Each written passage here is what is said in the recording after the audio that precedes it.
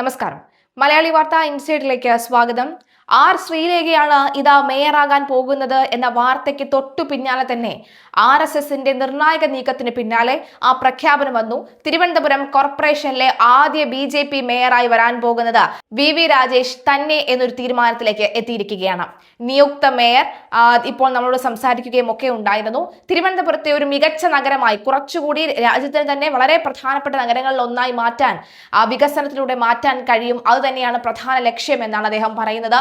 തീർച്ചയായും VV രാജേഷിനെ പിന്തുണയ്ക്കുന്ന നിരവധി ആളുകളുണ്ട്. കാരണം തിരുവനന്തപുരത്തുകാരെ സംബന്ധിച്ചിടത്തോളം VV രാജേഷ് ഒക്കെ തന്നെ BJPയുടെ ഒരു മുഖമാണ്.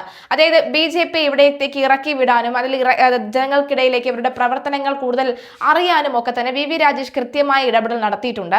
മാത്രമല്ല, കഴിഞ്ഞ 5 വർഷമായിട്ട് അദ്ദേഹം നഗരസഭയിൽ തന്നെയുള്ള കൗൺസിലർ ആയിരുന്നു, പ്രതിപക്ഷ അംഗമായിരുന്നു എന്ന് വേണമെങ്കിൽ പറയാം. ഈ ഘട്ടത്തിൽ അദ്ദേഹം കൃത്യമായി തന്നെ അദ്ദേഹമാണ് ഈ കഴിഞ്ഞ വർഷങ്ങളിലൊക്കെ നടത്തിയ എല്ലാ BJP സമരങ്ങളുടെയും മുന്നിൽ നിന്ന് നയിച്ച ഒരു വ്യക്തി അദ്ദേഹം തന്നെയാണ്. അപ്പോൾ അത്രയും രീതിയിൽ BJPയെ തിരുവനന്തപുരത്ത് വാർത്തെടുക്കാൻ അദ്ദേഹത്തിന് വളരെ പ്രധാനപ്പെട്ട പങ്ക് വഹിച്ചിട്ടുണ്ട് അദ്ദേഹം. ആ ഘട്ടത്തിൽ പെട്ടെന്ന് ശ്രീലേഖ IPSനെ നമുക്ക് മേയറാക്കാമെന്ന് പറയുമ്പോൾ പാർട്ടിക്കകത്ത് തന്നെ ഒരു അസ്വാരസ്യങ്ങൾ ഉണ്ടായിരുന്നു. പക്ഷേ ആ ഒരു തീരുമാനത്തിനോട് VV പ്രത്യേകിച്ച് എതിർ അഭിപ്രായങ്ങളൊന്നും തന്നെ പറഞ്ഞിരുന്നില്ല. മിണ്ടാതെ മൗനമായി അദ്ദേഹം എല്ലാം കേട്ടിരിക്കുകയായിരുന്നു. പിന്നീടാണ് RSS പറഞ്ഞു, അദ്ദേഹത്തിന്റെ ഇത്രയും നാളത്തെ ഒരു പ്രവർത്തനത്തെ, അദ്ദേഹത്തിന്റെ കഷ്ടപ്പാടിനെ നമുക്ക് കണ്ടില്ല എന്ന് നടിക്കാൻ സാധിക്കുകയില്ല. അങ്ങനെ പ്രവർത്തകർക്കിടയിലുള്ള നല്ല പ്രവർത്തകനെ തഴയുകയാണെങ്കിൽ അത് പ്രവർത്തകർക്കിടയിൽ കൂടുതൽ ബുദ്ധിമുട്ടുണ്ടാകുകയും അത് ഇവർക്കിടയിൽ തന്നെ തർക്കങ്ങൾക്ക് കാരണമാവുകയും ഒക്കെ ചെയ്യും. ഒരുപക്ഷെ VV രാജേഷിന് അതൊരു ഒരു ബുദ്ധിമുട്ടുണ്ടാക്കും ചെയ്യുമെന്ന് മനസ്സിലാക്കിക്കൊണ്ടാണ് VV രാജേഷ് തന്നെ മേയറാക്കുകയും ഡെപ്യൂട്ടി മേയറായിട്ട് ദീപയെയും ആക്കിയത് എന്നാണ് വ്യക്തമാകുന്നത്. ദീപയ്ക്കും ഈ പറഞ്ഞ പോലെ തന്നെ ജനങ്ങൾക്കിടയിലേക്ക് ഒരു വലിയൊരു സ്വീകാര്യത ഉണ്ടെന്ന കാര്യത്തിൽ സംശയമില്ല. തിരുവനന്തപുരം കോർപ്പറേഷനിൽ ചരിത്രത്തിൽ ആദ്യമായി അധികാരം പിടിച്ചെടുത്ത BJP രാഷ്ട്രീയ തന്ത്രജ്ഞതയും അനുഭവ പരിചയവും മുൻനിർത്തിയാണ് അഡ്വക്കേറ്റ് VV രാജേഷിനെ മേയർ സ്ഥാനാർത്ഥിയായി നിശ്ചയിച്ചത്. RSS നിലപാടാണ് ഇതിന് കാരണം. മുൻ DGP ആർ ശ്രീലേഖയുടെ പേര് മേയർ സ്ഥാനത്തേക്ക് സജീവമായി പരിഗണിക്കപ്പെട്ടിരുന്നു എങ്കിലും സഭയ്ക്കകത്ത് ഇടത് വലത് മുന്നണികളുടെ ശക്തരായ രാഷ്ട്രീയ എതിരാളികളെ നേരിടാൻ രാജേഷിനെ പോലെയും രാഷ്ട്രീയ നേതാവ് തന്നെ വേണമെന്ന് RSS നിലപാട് നിർണായകമാവുകയായിരുന്നു. തിരുവനന്തപുരം കോർപ്പറേഷനിൽ BJPയുടെ മേയർ സ്ഥാനാർത്ഥിയായി തെരഞ്ഞെടുത്ത കാര്യം പാർട്ടി അറിയിച്ചത് ഇന്നലെ ഉച്ചയോടുകൂടിയാണെന്നും അദ്ദേഹം പറഞ്ഞു. സംസ്ഥാനത്ത് കോർപ്പറേഷനുകളിലെ മേയർ, ഡെപ്യൂട്ടി മേയർ, മുനിസിപ്പാലിറ്റികളിലെ ചെയർപേഴ്സൺ, വൈസ് ചെയർപേഴ്സൺ പദവികളിലേക്കുള്ള തെരഞ്ഞെടുപ്പ് ഇന്നാണ്.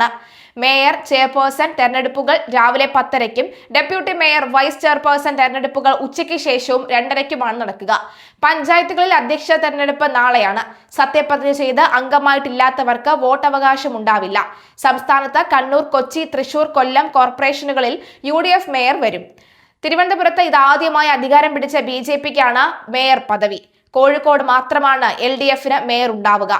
വോട്ടവകാശമുള്ള അംഗങ്ങളുടെ പകുതിയാണ് ക്വാറം തികയ്ക്കാൻ വേണ്ടത്. സ്ഥാനാർത്ഥിയെ ഒരംഗം നാമനിർദ്ദേശം ചെയ്യുകയും ഒരാൾ പിന്താങ്ങുകയും വേണം. സംവരണം ചെയ്ത സ്ഥാനങ്ങളിലേക്ക് മത്സരിക്കുന്നവരെ ആരും നാമനിർദ്ദേശം ചെയ്യുകയോ പിന്താങ്ങുകയോ ചെയ്യേണ്ടതില്ല.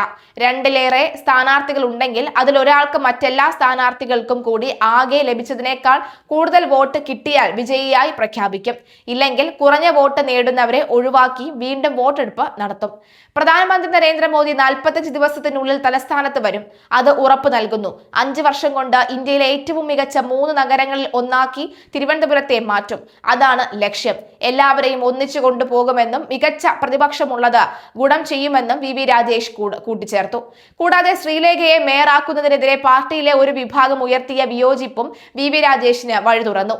ഡെപ്യൂട്ടി മേയർ സ്ഥാനം ശ്രീലേഖയ്ക്ക് വാഗ്ദാനം ചെയ്തിരുന്നുവെങ്കിലും അവർ അത് നിരസിച്ചു. വരാനിരിക്കുന്ന നിയമസഭാ തെരഞ്ഞെടുപ്പിൽ വിജയസാധ്യതയുള്ള മണ്ഡലങ്ങളിലെയോ അല്ലെങ്കിൽ ദേശീയ വനിതാ കമ്മീഷൻ അധ്യക്ഷ പദവിയിലോ ശ്രീലേഖയെ പരിഗണിക്കാനാണ് നിലവിൽ BJPയിലെ ധാരണ. കേന്ദ്ര നേതൃത്വം ഇക്കാര്യത്തിൽ ഉടൻ തീരുമാനം എടുക്കും. മുല്ലപ്പെരിയാറിലെയും ശബരിമലയിലെയും സമരനായകനാണ് VV രാജേഷ്.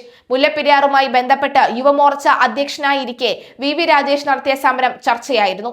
ശബരിമല ചാലക്കയത്തെ ടോൾ ഇല്ലാതാക്കിയതും രാജേഷിന്റെ സമരം തന്നെയാണ്. ഏതായാലും VV രാജേഷും ആശാനാഥും ചരിത്രത്തിലേക്ക് നടന്നു കയറുകയാണ്. കേരളത്തിലെ ആദ്യ BJP മേയറും ഡെപ്യൂട്ടി മേയറും ആയി മാറുകയാണ് ഇരുവരും. കരിമം വാർഡിൽ നിന്ന് ഹാട്രിക് വിജയം നേടിയ GS ആശാനാഥിനെയാണ് ഡെപ്യൂട്ടി മേയർ സ്ഥാനത്തേക്ക് BJP തെരഞ്ഞെടുത്തത്.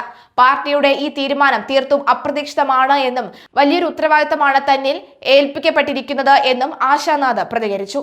കോർപ്പറേഷൻ കൗൺസിലർമാരുടെ യോഗത്തിൽ വെച്ചാണ് തന്റെ പേര് നിർദ്ദേശിക്കപ്പെട്ടതെന്നും വിവരം അറിഞ്ഞതെന്നും ജനങ്ങൾക്കിടയിൽ പ്രവർത്തിക്കാനുള്ള അവസരമാണിതെന്നും അവർ കൂട്ടിച്ചേർത്തു. സോഷ്യൽ മീഡിയയിൽ ഏറെ ശ്രദ്ധേയായ ആശാനാഥ് കഴിഞ്ഞ കൗൺസിലറിന്റെ കാലത്ത് ഭരണപക്ഷത്തിനെതിരെ BJP നടത്തിയ പോരാട്ടങ്ങളിൽ മുൻനിരയിലുണ്ടായിരുന്നു. അമ്മാവന്റെ അപ്രതീക്ഷിത വിയോഗത്തെ തുടർന്ന് പാപ്പനംകോട് വാർഡിന്റെ ഉത്തരവാദിത്വം ഏറ്റെടുക്കേണ്ടി വന്ന ഒരു ബിരുദധാരി പെൺകുട്ടി 8 വർഷങ്ങൾക്കിപ്പുറം തിരുവനന്തപുരം നഗരസഭയുടെ ഉപാധ്യക്ഷ പദവിയിലേക്ക് ഉയർന്നു എന്നത് തിളക്കമാർന്ന ഒരു രാഷ്ട്രീയ വിജയഗാഥ തന്നെയാണ്. 2015 വിജയിച്ച BJP നേതാവ് കരിമം ചന്ദ്രൻ ഷോക്കേറ്റ് മരിച്ചതിനെ തുടർന്ന് 2017 നടന്ന ഉപതെരഞ്ഞെടുപ്പിൽ ആണ് ആശാനാഥ് കൗൺസിലറായി അരങ്ങേറ്റം കുറിക്കുന്നത്. അന്ന് തുടങ്ങിയ ജനപിന്തുണ 2020 ഇത്തവണ കരിമം വാർഡ് നിലവിൽ വന്നപ്പോഴും ഒട്ടും ചോരാതെ നിലനിർത്താൻ ആശയ്ക്ക് സാധിച്ചു. 3ാം വട്ടവും കൗൺസിലിലേക്ക് എത്തിയതോടുകൂടി ഡെപ്യൂട്ടി മേയർ കസേരയും ഈ യുവ നേതാവിനെ തേടിയെത്തിയിരിക്കുകയാണ്. കഴിഞ്ഞ കുറച്ചു വർഷങ്ങളായി കോർപ്പറേഷൻ ഭരണത്തിനെതിരെ BJP നടത്തിയ എല്ലാ സമരങ്ങളിലും സജീവ സാന്നിധ്യമായിരുന്നു ആശാനാഥ്. സമൂഹ മാധ്യമങ്ങളിൽ വലിയ ആരാധക വൃന്ദമുള്ള ഇവർ 2021 നിയമസഭാ തെരഞ്ഞെടുപ്പിൽ ചിറയൻകീഴ് മണ്ഡലത്തിൽ മത്സരിച്ച് 30,000-ലധികം വോട്ടുകൾ നേടി തന്റെ രാഷ്ട്രീയ സ്വാധീനം തെളിയിച്ചിട്ടുണ്ട്. ശ്രീലേഖയെ പോലെയുള്ള പ്രമുഖരുടെ പേരുകൾ ചർച്ചകളിൽ ഉയർന്നുവെങ്കിലും രാഷ്ട്രീയ അനുഭവ പരിചയവും ജനകീയതയും പരിഗണിച്ച പാർട്ടി ഒടുവിൽ ആശയെ ഈ സുപ്രധാന പദവിയിലേക്ക് നിശ്ചയിക്കുകയായിരുന്നു. ഡെപ്യൂട്ടി മേയർ സ്ഥാനാർത്ഥിയാക്കാനുള്ള തീരുമാനം തീർത്തും അപ്രതീക്ഷിതമാണെന്നായിരുന്നു ആശാനാഥിന്റെ ആദ്യ പ്രതികരണം. കൗൺസിലർമാരുടെ യോഗത്തിൽ വെച്ചാണ് താൻ ഈ വിവരം അറിഞ്ഞത് എന്നും പാർട്ടി ഏൽപ്പിച്ച ഈ ഭാരിച്ച ഉത്തരവാദിത്വം കൃത്യമായി ജനങ്ങൾക്കിടയിൽ നിന്നു തന്നെ ഞാൻ അത് പ്രവർത്തിക്കുമെന്നും അവർ പറയുകയാണ്. വട്ടിയൂർക്കാവ് മണ്ഡലത്തിൽ നിന്നുള്ള VV രാജേഷ് മേയറായും നേമം മണ്ഡലത്തിൽ നിന്നുള്ള ആശാനാഥ് ഡെപ്യൂട്ടി മേയറായും എത്തുന്നതോടുകൂടി തലസ്ഥാന നഗരത്തിൽ വലിയ രാഷ്ട്രീയ മാറ്റങ്ങൾക്കാണ് BJP തുടക്കമിടുന്നത്.